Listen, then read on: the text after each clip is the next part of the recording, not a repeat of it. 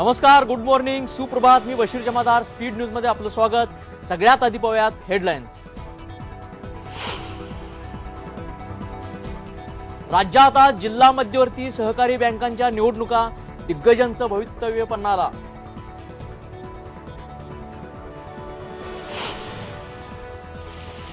राज्यात अनेक ठिकाणी पावसाचा लहरीपणा. पारा 40च्या वर गेल्यानंतर चंद्रपूर, यवतमाळ, हिंगोली, नांदेड आणि उस्मानाबादमध्ये पाऊस.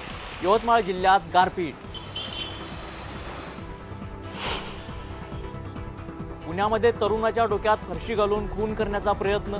अंगावर शहारे आणणारी घटना सीसीटीव्ही मध्ये कैद.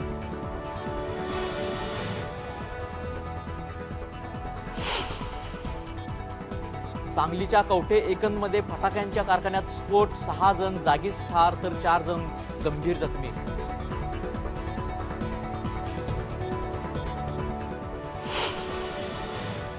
मध्य प्रदेशातल्या पन्नामध्ये बसवरचा ताबा सुटून बस पुलावरून कोसळली.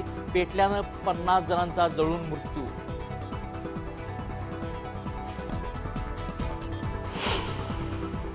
नेपाळनं NDRF सह मदत आणि बचाव कार्य करणाऱ्या सर्व परदेशी संस्थांना परत जायला सांगितलं.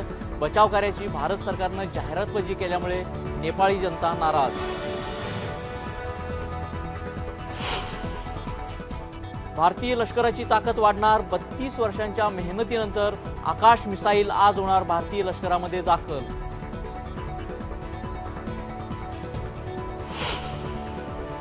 आणि महाराष्ट्र भूषणवरून सुरू झालेल्या वादात आता साहित्यिकांचीही उडी. पुरस्कार रद्द न केल्यास कोर्टात जाण्याचा अखिल भारतीय मराठी साहित्य परिषदेचा इशारा.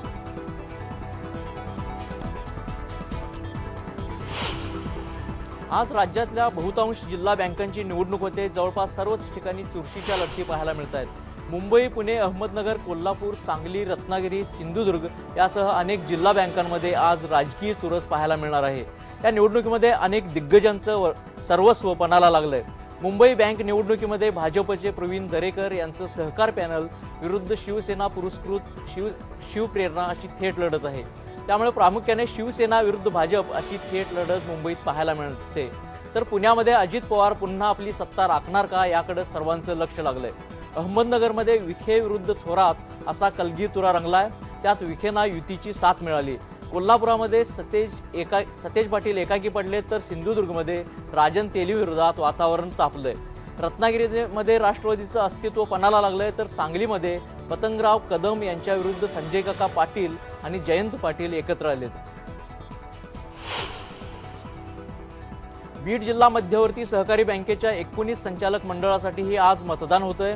यात 5 उमेदवार बिनविरोध निवडून आलेत तर उरलेल्या 14 जागांसाठी 37 उमेदवार रिंगणात आहेत. या 14 जागांसाठी 2 पॅनल्स लढत आहेत. त्याशिवाय इतर काही अपक्ष उमेदवार सुद्धा रिंगणात आहेत. मुख्य लढत ही राष्ट्रवादी काँग्रेस आणि भाजपसह इतर काही सहकारी पक्षांच्या पॅनलमध्ये होते. विशेष म्हणजे राष्ट्रवादीमधले 2 गट या निवडणुकीमध्ये भाजपच्या बाजूने आहेत. मराठवाड्यानं काल पुन्हा एकदा पावसाचा लहरीपणा अनुभवला. मराठवाड्यातल्या अनेक जिल्ह्यांमध्ये जोरदार पाऊस झाला. नांदेड जिल्ह्यात विजांच्या कडकडासह मुसळधार पाऊस पडला. जिल्ह्यामध्ये दिवसभर कडक ऊन होतं पण संध्याकाळी 5च्या सुमाराला ढगाळ वातावरण निर्माण झालं. 5:45च्या सुमाराला विजांचा प्रचंड कडकडाट आणि जोरदार वाऱ्यासोबत पाऊस पडायला सुरुवात झाली. सुमारे 1 तासभर जोराचा वारा आणि पाऊस सुरू होता. माहूर, किनवट, हदगाव, नांदेड शहर, लोहा, कंधार, मुखेड या सर्वच तालुक्यांमध्ये या अवकाळी पावसानं हजेरी लावली.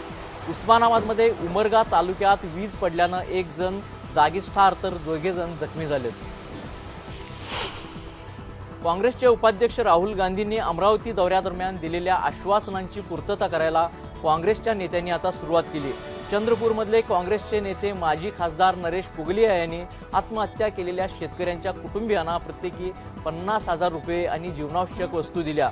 एकूण 9 कुटुंबांना हे पैसे आणि 50 किलो गहू आणि तांदळाचं वाटप करण्यात आलं. सिंधुदुर्ग जिल्ह्यातल्या देवगड तालुक्यामध्ये एका 55 वर्षांच्या शेतकऱ्यानं आत्महत्या केली. पांडुरंग हरी कोले असं या शेतकऱ्याचं नाव आहे. त्यांनी काल हिंदळे मोरवेवाडी या गावामध्ये आपल्या बागेत गळपास घेऊन आयुष्य संपवलं. कर्जबाजारीपणामुळे ते गेल्या काही दिवसांपासून चिंतेत होते. त्यातूनच त्यांनी आत्महत्या केल्याचं त्याच्या कुटुंबियांनी सांगितलंय. कोले यांच्यावर सुमारे 2 लाख रुपयांचं कर्ज होतं. यंदा अवकाळी पावसामुळे आंबा पिकाचं मोठ्या प्रमाणात नुकसान झालं। दरम्यान आमदार नितेश राणे यांनी कोल्हे कुटुंबियांची भेट घेऊन त्यांचं सांत्वन केलं। तसंच शेतकऱ्यांच्या आत्महत्येला सरकारच जबाबदार असल्याची टीका सुद्धा केली। मी विदर्भाचा असल्यानं मला मागासलेपणाचा अनुभव आहे, त्याचे परिणाम बघितलेत। येणारा काळ हा मराठवाडा आणि विदर्भाचाच काळ असेल अशी आशा मुख्यमंत्री देवेंद्र फडणवीस यांनी व्यक्त केली। ते औरंगाबादमध्ये बोलत होते। निर्लेप कंपनीचे राम भोगले यांच्या 61 निमित्त मुख्यमंत्री यांच्या हस्ते भोगले यांचा सत्कार करण्यात आला। त्यावेळी मुख्यमंत्री मराठवाड्याच्या औद्योगिक विकासावर बोलत होते। महाराष्ट्राला आकार देणाऱ्या यशवंतराव चव्हाणांची संपत्ती किती होती हे राजकारण्यांनी लक्षात असू द्यावं। आजच्या राजकारण्यांनी न होणाऱ्या कामांना नाही म्हणायची हिंमत दाखवली पाहिजे आणि प्रशासनाच्या उच्च पदस्थ अधिकाऱ्यांनी कामं होतील असा विश्वास दिला पाहिजे, असं शरद पवार यांनी म्हटलंय। औरंगाबादमध्ये मराठवाडा साहित्य परिषदेच्या प्रांगणातील यशवंतराव चव्हाणांच्या पुतळ्याचं अनावरण करण्यासाठी ते आले असताना बोलत होते। राजकारण हा अतृप्त आत्म्यांचा महासंगम असून देशात राष्ट्रपतींपासून ते पंतप्रधानापर्यंत कुणीही समाधानी नाही, असं केंद्रीय रस्ते वाहतूक मंत्री नितीन गडकरी यांनी म्हटलंय।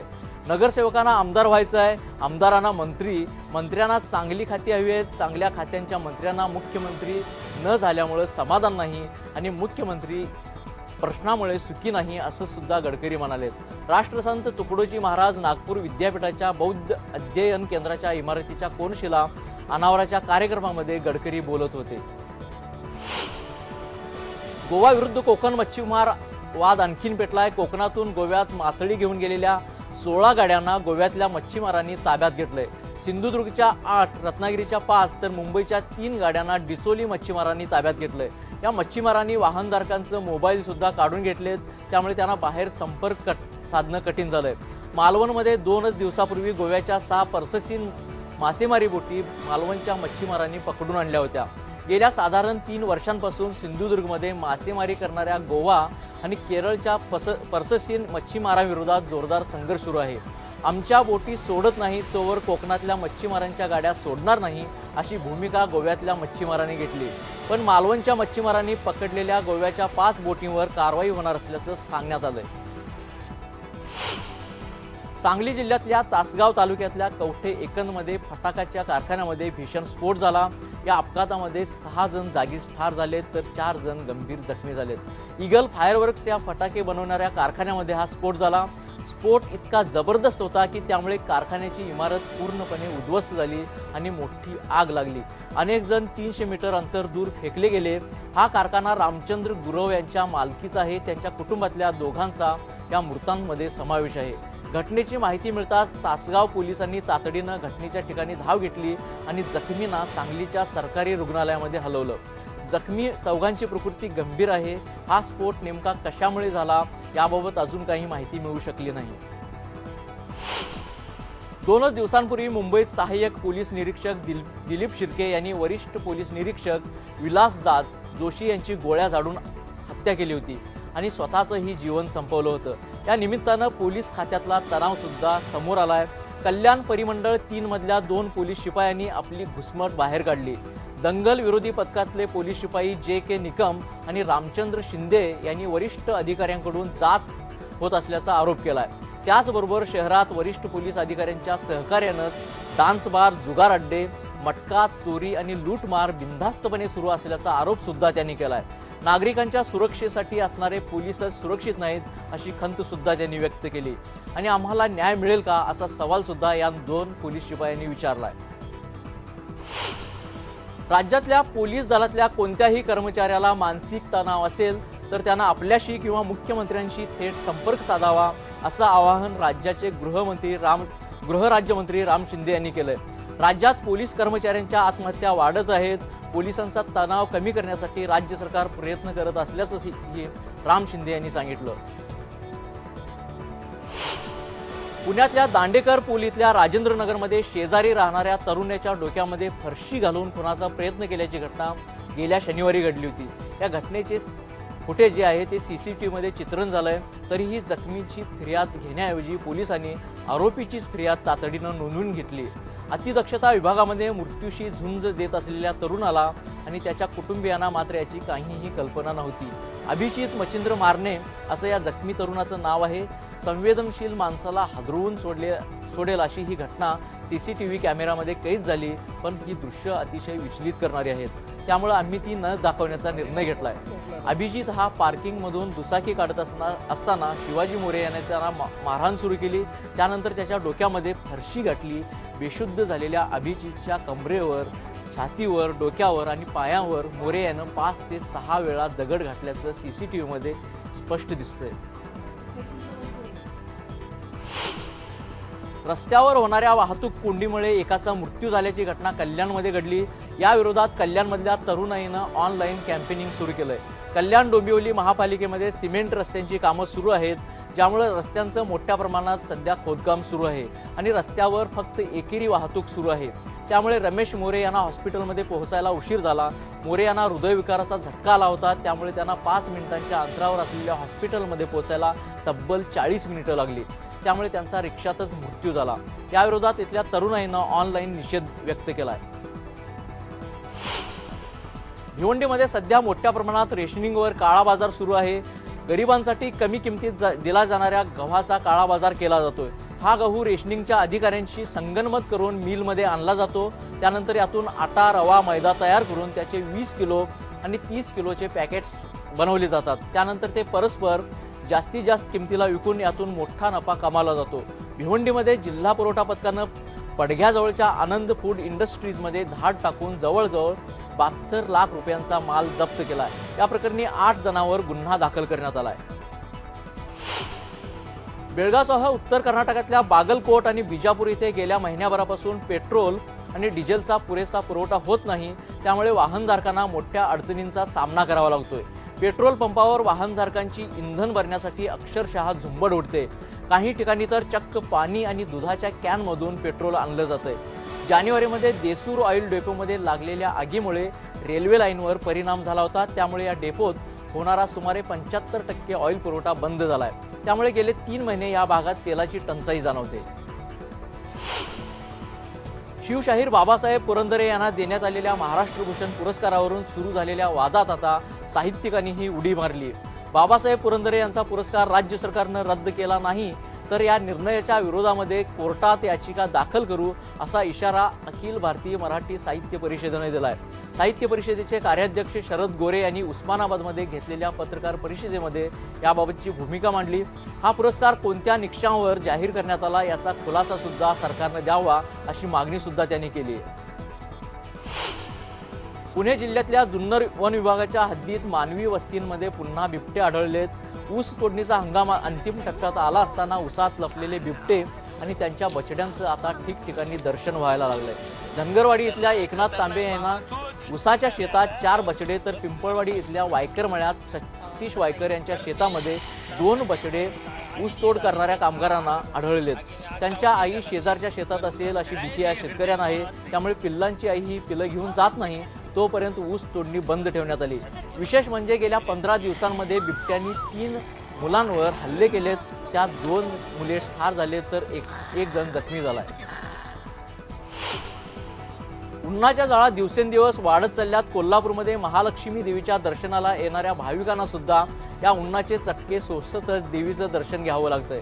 पण आता कूल कोट या संकल्पनेमुळे भाविकांच्या पायांना सुखद गारवा मिळणार आहे. भारतीय बनावटीचं आकाश क्षेपणास्त्र आज भारतीय लष्करामध्ये दाखल होतंय. त्यामुळे भारताची ताकद मोठ्या प्रमाणात वाढणार आहे. या मिसाईलवर गेली 32 वर्ष काम सुरू होतं. या मिसाईलच्या लष्करातल्या सहभागामुळे आता भारताची हवाई हल्ल्यांना तोंड देण्याची ताकद सुद्धा वाढणार आहे. ड्रोन हल्ल्यांना सुद्धा या मिसाईलच्या माध्यमातून तोंड देता येणार आहे. नवी दिल्लीमध्ये आकाश आज समारंभपूर्वक लष्करात दाखल केलं जाईल. संरक्षण मंत्री मनोहर पर्रीकर यांच्या उपस्थितीमध्ये हा कार्यक्रम होणार आहे. आज राज्यसभेमध्ये रिअल इस्टेट विधेयकावरून वातावरण तापण्याची शक्यता आहे. काँग्रेसनं या विधेयकाला विरोध करण्याचा ठाम निर्णय घेतलाय. हे विधेयक बांधकाम व्यावसायिकांच्या फायद्यासाठी आहे आणि सामान्यांचा यात तोटा होणार असल्याचा काँग्रेसचा दावा आहे.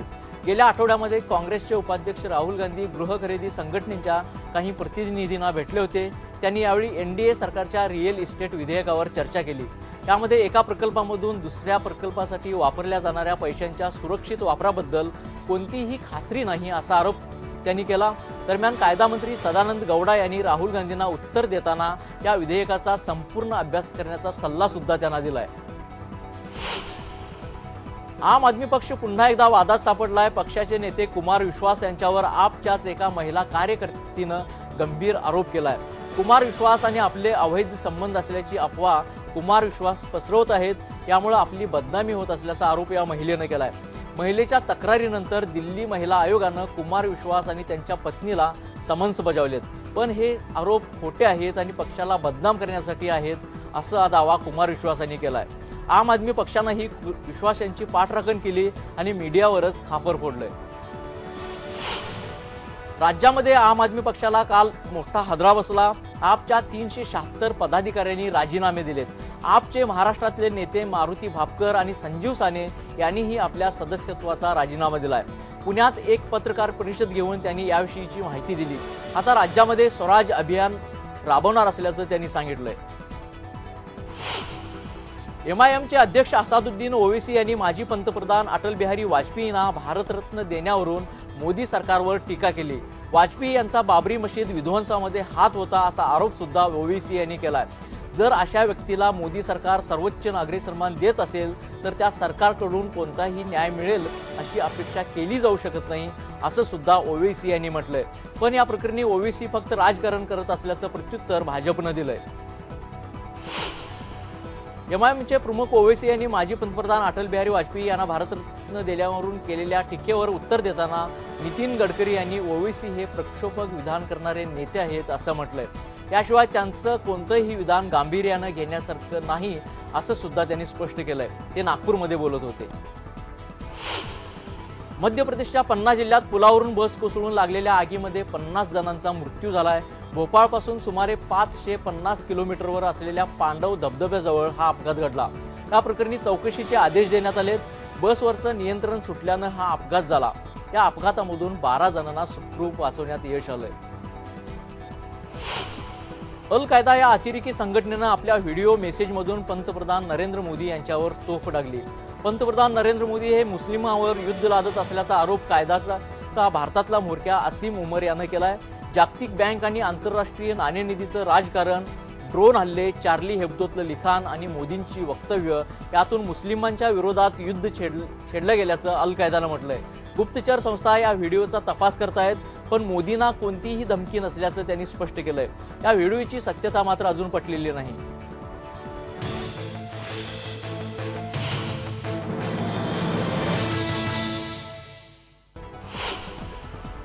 नेपाळमध्ये सुरू असलेल्या बचावकार्यावरून वाद निर्माण झालाय। भूकंप आणि त्यानंतर नेपाळमध्ये सुरू असलेलं बचावकार्य याचं भारतीय मीडियानं जे कव्हरेज केलं त्याबद्दल नेपाळी नागरिकांनी आधी सोशल मीडियावर उघडपणे नाराजी व्यक्त केली होती। त्यानंतर नेपाळच्या सरकारनं परदेशी संस्थांना मदतकार्य थांबवून परत जायला सांगितलंय। त्यामध्ये NDRFच्या टीमनं आपलं मदतकार्य थांबवावं अशी इच्छा नेपाळी सरकारनं व्यक्त केल्याची माहिती सूत्रांनी दिली। तर फक्त भारतच नाही तर सर्वच परदेशी बचाव पथकांना परतायला सांगितलंय अशी माहिती NDRFचे DG OP सिंग यांनी दिली। नेपाळमध्ये भूकंपानंतर साथीच्या रोगांचा उद्रेक होण्याची भीती निर्माण झाली। त्यामुळे तिथे लसीकरणाचा कार्यक्रम हाती घेण्यात आलाय। 5 वर्षांपेक्षा कमी वयाच्या जवळपास 5 लाख मुलांना गोवर आणि रुबेलाची लस देण्यात आली। भूकंपानंतर लाखो नागरिक बेघर झाले, त्यामुळे साथीचे रोग वेगानं पसरतील अशी भीती व्यक्त करण्यात येते। नेपाळमध्ये मुलांच्या लसीकरणासाठी अनेक वर्षांपासून युनिसेफ काम करत आहे, पण अजूनही 10% मुलांमध्ये लसीकरण झालेलं नाही। भूकंपामुळे नेपाळच्या पर्यटन उद्योगाला मोठा फटका बसलाय। सध्या पर्यटनाचा हंगाम सुरू असतानाच हा भूकंप आला, त्यामुळे नजीकच्या काळात किमान 2 लाख परदेशी पर्यटक नेपाळला भेट देण्याची शक्यता नाही। त्यामुळे नेपाळचं जवळपास 10 अब्ज रुपयांचं नुकसान होणार आहे। पर्यटन हा नेपाळचा प्रमुख उद्योग आहे। दरवर्षी भारतीयांसह मोठ्या प्रमाणात परदेशी पर्यटक नेपाळला भेट देतात। मात्र पर्यटकांच्या आकर्षणाचं प्रमुख केंद्र असलेली दरहरा टॉवर, दरबार चौक अशा अनेक ऐतिहासिक ठिकाणांचं मोठं नुकसान झालंय। त्यांच्या दुरुस्तीसाठी किमान 5 ते 6 वर्ष लागणार आहेत। या मोसमात माउंट एव्हरेस्ट गिर्यारोहकांसाठी बंद करण्याचा निर्णय नेपाळ सरकारने घेतलाय। भूकंपामुळे बेस कॅम्पवर मोठ्या प्रमाणात हिमदरडी कोसळल्या, त्यामध्ये बेस कॅम्पवरून वर जाणारे रस्ते ओळखणं कठीण होऊन बसलंय। हे रस्ते आता पुन्हा आखावे लागणार आहेत। भूकंपातल्या हिमदर्डीमध्ये किमान 22 गिर्यारोहकांचा मृत्यू झालाय आणि 217 जण बेपत्ता आहेत. त्यामध्ये अनेक परदेशी गिर्यारोहकांचा समावेश आहे. ब्रिटनमध्ये राजकन्येचं स्वागत शनिवारी मोठ्या थाटात करण्यात आलं आणि या राजकन्येचं नाव जाहीर करण्यात आलंय. प्रिन्सेस चार्लट एलिझाबेथ डायना असं या बाळाचं नाव असेल. या नावातून विल्यम आणि केट यांनी प्रिन्स चार्ल्स, राणी एलिझाबेथ दुसरी आणि या बाळाची आजी असणाऱ्या दिवंगत प्रिन्सेस डायनाला सुद्धा मान दिलाय. या रॉयल बेबीच्या स्वागतासाठी लंडनमध्ये हाईड पार्क आणि टॉवर ऑफ लंडन मधून तोफांची सलामी देण्यात आली. काल दुपारी 2 वाजता हाईड पार्कमधून किंग्स ट्रूप रॉयल हॉर्स आर्टिलरीनं 41 फैऱ्यांची सलामी दिली, तर टॉवर ऑफ लंडनमधून ऑनरेबल आर्टिलरी कंपनीनं 62 फैरी झाडत सलामी दिली. शनिवारी प्रिन्स विल्यम्स आणि डचेस ऑफ केम्ब्रिज केट यांच्या बाळाचा लंडनच्या सेंट मेरीज हॉस्पिटलमध्ये जन्म झालाय. इंग्लंडमधल्या भारतीयांचा या आठवड्यात होणाऱ्या निवडणुकीमध्ये मोठा प्रभाव आहे. येत्या गुरुवारी इंग्लंडमध्ये सार्वत्रिक निवडणुका होतील. या निवडणुकीसाठी इंग्लंडमधले राजकारणी तिथल्या भारतीय मतदारांची मतं मिळवण्यासाठी मोठी धडपड करताना दिसत आहेत. डेव्हिड कॅमरून आणि मिलिबँड यांनी अलीकडेच भारतीय प्रार्थना स्थळांना भेट दिली होती. भारतीयांसाठी या दोन्ही पक्षाकडून घोषणा करण्यात येतात. या निवडणुकीमध्ये सुमारे 6,15,000 भारतीय मतदानाचा हक्क बजावणार आहेत. हेवेट पेकार्डच्या माजी कार्यकारी अधिकारी कॅर्ली फिओरिना यांनी 2016 साली होणारी अमेरिकेच्या अध्यक्षपदाची निवडणूक लढवण्याचा निर्णय घेतला. या निवडणुकीमध्ये रिपब्लिकन पक्षाकडून लढवण्याचा माळ मिळवणाऱ्या त्या पहिल्या महिला उमेदवार आहेत. गेले काही महिने फिओरिना अध्यक्षपदाच्या निवडणुकीसाठी जोरदार तयारी करत होत्या. त्या महत्त्वाच्या राज्यांमध्ये जाऊन सामाजिक कार्यकर्त्यांना भेटत आहेत. 2006 साली त्यांनी कॅलिफोर्नियामधून निवडणूक लढवली होती, पण त्यात त्यांचा पराभव झाला होता. वसईमध्ये राहणाऱ्या अभिषेक ठोंबरे या तरुणानं ग्रीसमध्ये झालेल्या जागतिक बुद्धिबळ स्पर्धेमध्ये सुवर्ण पदक पटकावलंय. जगभरातून 41 देशांचे 135 खेळाडू या स्पर्धेमध्ये सहभागी झाले होते. अभिषेक ठोंबरेच्या या कामगिरीची दखल अजून सुद्धा महाराष्ट्र सरकारनं घेतलेली नाही. वसई विरार महापालिकेनं 1 लाख रुपयांचं बक्षीस दिलंय, पण राज्य सरकारकडून मात्र त्याचं अजून साधं अभिनंदन सुद्धा करण्यात आलेलं नाहीये. IPLच्या लढतीमध्ये चेन्नईनं आपल्या होम ग्राउंडवर रॉयल चॅलेंजर्स बंगळुरूचा 24 रन्सनी पराभव केलाय. चेन्नईसाठी रैनानं 52 रन्स केले. चेन्नई सुपर किंग्सनं बंगळुरू समोर 149 धावांचं लक्ष ठेवलं होतं, पण बंगळुरूची टीम 124 रन्समध्ये तंबूत परतली.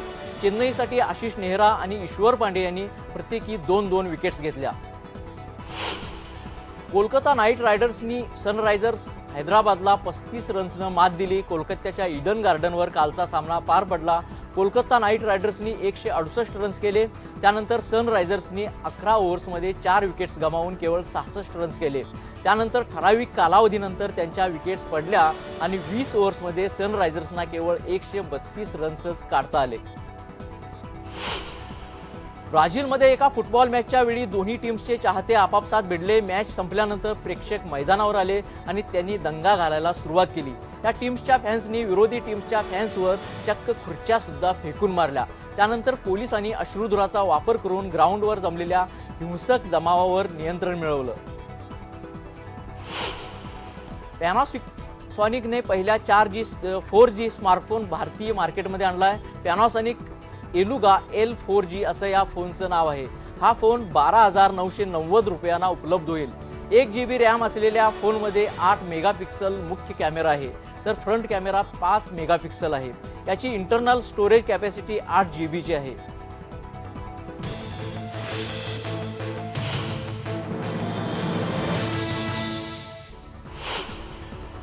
15 मे रोजी रिलीज होणाऱ्या बॉम्बे वेल्वेट या सिनेमाला सेन्सॉर बोर्डानं A सर्टिफिकेट दिलंय.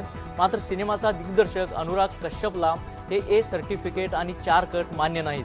त्यामुळेच बोर्डाच्या निर्णयाच्या विरोधात त्यानं रिव्हिजन कमिटीचा दरवाजा ठोठावण्याचा निर्णय घेतलाय. बॉम्बे वेल्वेट या सिनेमामध्ये अनुष्का शर्मा ही मुंबईतल्या एका नाईट क्लबमधल्या रोजी नावाच्या गायिकेच्या भूमिकेत आहे. 60च्या दशकात वहिदा रेहमान यांनी सुद्धा रोजी नावानं ओळखलं जायचं. त्यामुळं नुकतीच अनुष्कानं वहिदाजींची भेट घेतली. त्यानंतर रोजी की रोजी असं मुलाखत असं म्हणत तिनं दोघींचा फोटो आपल्या ट्विटर अकाउंटवरून शेअर केलाय. या सिनेमामध्ये रणबीर कपूर, करण जोहर हे सुद्धा अनुष्का सोबत दिसतायत. त्यामुळं अनुराग कश्यप दिग्दर्शित हा सिनेमा येत्या 15 मे रोजी रिलीज होणार आहे. झोया अख्तर दिग्दर्शित दिल धडकने दो या सिनेमाच्या प्रमोशनसाठी एक नामी शक्कल लढवण्यात आली. या सिनेमाच्या प्रमोशनसाठी दिग्दर्शिका रीमा काकती 3 मिनिटांचा खास व्हिडिओ शूट करणार आहे. या व्हिडिओमध्ये सिनेमातल्या स्टार कास्ट या कुटुंबातल्या एका सदस्याबाबत आपली मतं मांडताना दिसतील. एवढंच नाही तर मुंबईतल्या 6 तरुण जोडप्यांच्या एकमेकांबद्दलच्या आठवणी या व्हिडिओमध्ये शेअर करण्यात येतील. हमारी अधुरी कहाणी या सिनेमाचं शूट संपवून अभिनेत्री विद्या बालन आपल्या पतीसोबत सुट्टीवर गेली. व्हेकेशन डेस्टिनेशन म्हणून विद्यानं हिमालयची निवड केली. कामाच्या व्यापामुळे प्रचंड थकलेल्या विद्याला एका ब्रेकची नितांत गरज होती. त्यामुळेच हिमालयाच्या कुशीमध्ये आणि निसर्गाच्या सानिध्यात तिनं सिद्धार्थ सोबत काही काळ घालवण्याचा निर्णय घेतलाय. 17 एप्रिल रोजी शोले पाकिस्तानमध्ये रिलीज झाला. या सिनेमाची जादू पाकिस्तानच्या प्रेक्षकावरही चालली. पाकिस्तानातही या सिनेमानं चांगला बिझनेस केलाय. अर्थातच या सिनेमातले अजरामर डायलॉग्स हे याचं मुख्य कारण आहे. हे डायलॉग्स प्रेक्षकांच्या मनावर कायमस्वरूपी कोरले गेलेत. एस राजमौली दिग्दर्शित बाहुबली द बिगिनिंग हा सिनेमा हिंदीत रिलीज करण्याची जबाबदारी निर्माता करण जोहरनं आपल्या खांद्यावर घेतली. नुकतीच वितरक अनिल थडानींसोबत चर्चा करून करणनं हा सिनेमा हिंदीमध्ये रिलीज करायला होकार दिलाय. या सिनेमाचे 2 भाग तामिळ आणि तेलुगू भाषेत तयार करण्यात आलेत. आता हा सिनेमा हिंदीत सुद्धा रिलीज होतोय. करणनं स्वतः ट्विटरवरून याबाबत माहिती दिली. 10 जुलैला हा सिनेमा रिलीज करण्याचा त्याचा विचार आहे. योगगुरू बाबा रामदेव यांच्या औषधांबाबत संसदेत वादळ उठलेलं असतानाच दिग्दर्शक सुभाष घई यांनी मात्र त्यांना उघड पाठिंबा दिलाय. सुभाष घईंनी नुकतीच रामदेव बाबांची भेट घेतली. त्यावेळी त्यांनी त्यांच्याशी अनेक विषयांवर चर्चा सुद्धा केली. या चर्चेनंतर त्यांनी बाबा रामदेवांना सुपरमॅनची उपमा सुद्धा दिली. याशिवाय त्यांचं वैदिक ज्ञान पाहून ते चांगलेच प्रभावित सुद्धा झालेत. एवढंच नाही तर ट्विटरवर त्यांनी बाबांसोबत काढलेली सेल्फी सुद्धा अपलोड केली. वाढलेल्या वजनाबाबतच्या प्रश्नांनी हैराण झालेल्या सोनाक्षी सिन्हाला आपल्याबाबत लोकांचं हे मत कधीही बदलणार नसल्याचं आता कळून चुकलंय. त्यामुळे वजन कमी करण्याचा कितीही प्रयत्न केला तरी सुद्धा तो व्यर्थच ठरणार असं तिला आता वाटायला लागलंय. त्यामुळे सतत आपल्यावर टीका करणाऱ्यांची काळजी करण्यापेक्षा त्यांच्याकडे दुर्लक्ष करण्याचा निर्णय तिनं घेतलाय. आपल्या वाढत्या वजनाकडे पाहण्यापेक्षा अशा लोकांनी स्वतःकडे जास्त लक्ष द्यावं असा सल्ला सुद्धा तिनं दिलाय. ऐश्वर्या रायच्या सौंदर्याची प्रशंसा 7 समुद्रापारच्या देशांनी अनेकदा केली. त्यात आता अजून एका मोठ्या ब्रँडचं नाव सुद्धा सहभागी झालंय. फॅशन क्षेत्रामधील अग्रगण्य ब्रँड अरमानीनं त्यांच्या 40व्या अॅनिव्हर्सरी निमित्त ऐश्वर्याला खास पाहुणी म्हणून बोलावलं होतं. या खास सोहळ्यातला ऐशचा फोटो अरमानीनं त्यांच्या इंस्टाग्राम अकाउंटवरून नुकताच शेअर केलाय. स्पीड न्यूजमध्ये आता इथंच थांबूयात. पहा फक्त IBN लोकमत.